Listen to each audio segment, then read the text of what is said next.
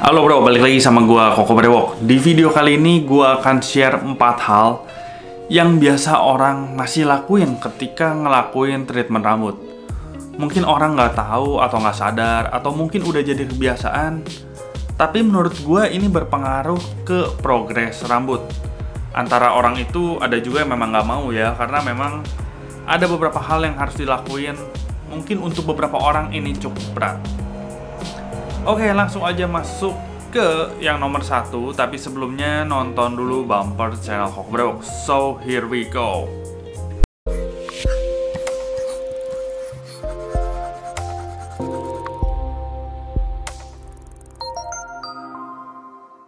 Nah, yang pertama adalah saran dari gua ketika lu treatment rambut, sebisa mungkin usahakan rambut itu semakin pendek semakin bagus ya. Apalagi misalnya kalau lu mau dibotakin, botak 3 mili lah bisa dibilang, atau botak setengah senti, itu menurut gue udah oke banget. Tapi masalahnya nggak semua orang mau dibotakin. Kalau misalnya lu nggak mau dibotakin, usahain cepak deh, itu udah paling minimal ya. Karena ketika rambut lu panjang tapi tipis, itu ngolesnya susah. Karena ketika lu dapet pipet, lu harus usahain itu kena ke kulit kepala gitu, bukan ke rambut. Jadi memang karena harus ditumbuhin di kulit kepala. Jadi misalnya ketika lu rambutnya panjang, lu benar-benar butuh effort untuk masukin minoxidil ke sela-sela rambut, dan itu menurut gua kurang efektif. Rambut panjang juga itu akan bikin makin banyak rontok ya, karena ibaratnya kayak akar nggak kuat. Makanya orang makin gondrong pasti makin banyak rambut yang rontok. Itu faktanya.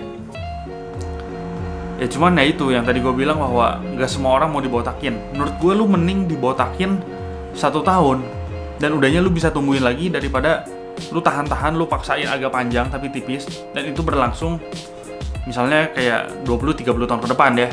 Gue asumsikan kayak umur 50 ya lu udah pada botak lah, lu udah ngalamin kebotakan, ya itu udah wajar. Jadi ya lu mending botak, lu korbanin 1 tahun untuk treatment full, treatment maksimal, dan udahnya lu bisa tumbuhin lagi normal lah.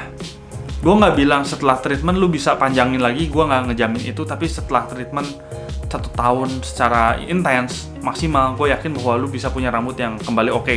Tapi bukan untuk dipanjangin lagi, misalnya untuk lu buntut kuda, ya itu gue nggak jamin, karena takutnya kembali rontok karena terlalu berat. Nah, yang kedua adalah pakai hair dryer. Jadi banyak juga orang yang rambutnya udah tipis, pakai hair dryer dan mandi atau keramas ya, bukan mandi ya. Keramas pakai air anget yang terkesan terlalu panas. Jadi kalau misalnya lu ngalamin yang namanya kebotakan, atau lu ngalamin yang namanya tipis rambut, lu treatment, itu rambut itu nggak boleh terlalu panas ya di area kepala.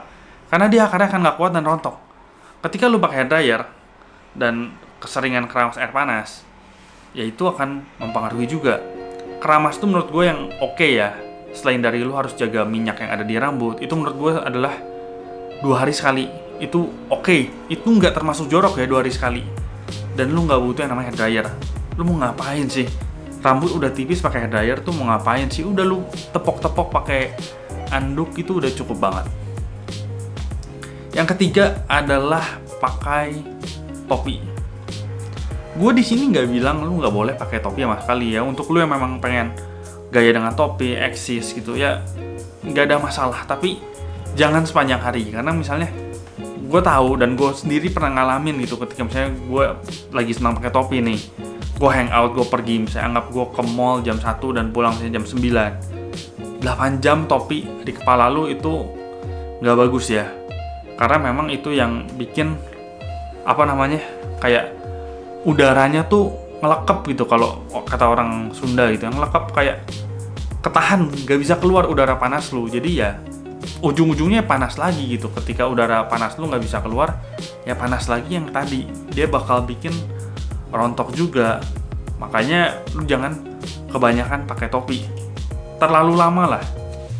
Kalau misalnya lu pergi cuman sekadar nanti waktu foto pakai topi kayak gitu, itu sama sekali gak ada masalah. Atau cuman sehari sekitar 1 jam, itu menurut gua nggak ada masalah. Tapi pastiin topinya juga dicuci, karena kalau nggak dicuci takutnya topinya itu yang jadi sarang jamur juga.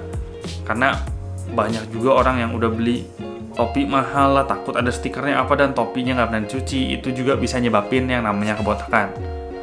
Jadi saran gue adalah ketika misalnya lu lagi ngalamin kebotakan atau tipis, ya boleh pakai topi mungkin sesekali hanya untuk foto atau untuk acara-acara tertentu ya, momen-momen foto lah menurut gue. Tapi untuk sehari-hari nggak usah lah, karena lu mending dipendekin aja, ya berkorban sebentar lah, maksudnya sebentar sekitar setengah tahun sampai 1 tahun, dan udahnya lu bisa punya rambut yang oke lagi.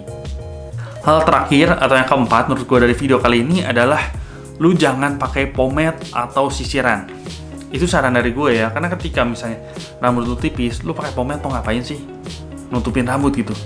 Yang pertama adalah ketika lu pakai pomade, rambut lu itu akan panjang. Panjang pasti akan lu geser ke samping gitu atau agak ke belakang untuk nutupin area yang tipis. Itu menurut gue ya, ketika lu pakai pomade itu secara nggak langsung akan ketarik juga, karena pasti lu sisir juga akan ketarik, pasti lebih banyak yang rontok daripada lu nggak pakai pomade. Jadi ketika misalnya rambut lu tipis, saran lu nggak usah pakai pomade, nggak usah ditutupin. Yang tadi aja, antara lu botakin atau lu cepakin lah. Kalau untuk lu yang nggak siap botak, kayak lu cepak aja lah, karena lu udah nggak butuh pomade. Ketika rambut lu cepak, lu bisa ngoles secara maksimal. Nah ketika pakai pomade, lu ngoles pun menurut gue kurang maksimal, karena memang rambutnya agak panjang ya. Nggak mungkin lu rambut 1 cm dan lu pomade, itu ngapain itu. Pasti rambut lu sekitar 4 cm, makanya lu pomade. Nah itu agak susah untuk ngolesnya juga, dan ketarik-tarik. Itu dari menurut gue sendiri ya. Tapi ya itu balik lagi bebas sebenarnya, karena banyak juga orang yang sangat nggak pede, jadi dia mending nggak apa-apa gue pomade, agak nutupin sedikit, progresnya agak pelan-pelan aja nggak apa-apa, ya itu nggak masalah. Jadi itu tetap balik lagi ke orangnya. Oke, jadi videonya segini aja. Itu adalah saran dari gue 4 hal yang mungkin lu sadar atau secara lu nggak sadar, atau bahkan misalnya lu nggak berani untuk ngelakuin itu, yang menurut gue akan berpengaruh ke progres pertumbuhan rambut ketika lu ngelakuin treatment. Segini aja, gue Koko Breo pamit dulu. Ciao.